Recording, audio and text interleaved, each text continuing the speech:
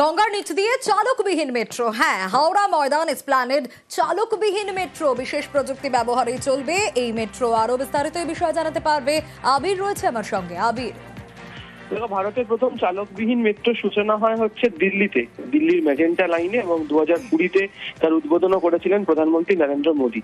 কলকাতাতেও east West মেট্রোতে আধুনিক প্রযুক্তি ব্যবহার করে সেদিকে এগিয়ে নিয়ে যাওয়ার চেষ্টা হচ্ছে। বর্তমানে ইস্ট ওয়েস্টে যে পদ্ধতিতে ট্রেন চলাচল করে সেটি হচ্ছে অটোমেটিক ট্রেন প্রোটেকশন মোড, অর্থাৎ এক্ষেত্রে মোটরম্যানকেই সব কাজ করতে হয়। যেটা প্রযুক্তিগত রূপান্তর করে যেটাকে নিয়ে যাওয়া হচ্ছে সেটা হচ্ছে এটিও মোড, অর্থাৎ অটোমেটিক ট্রেন অপারেশন মোডে। এর ফলে মোটরম্যান যদি থাকেন তিনি শুধুমাত্র রেকের যে সেট, ট্রেন সেট সেটিকে তিনি অন করবেন এবং প্রয়োজনে দরজা খোলা বন্ধের কাজ করবেন। বাকিটা অটোমেটিক পদ্ধতিতেই চলবে।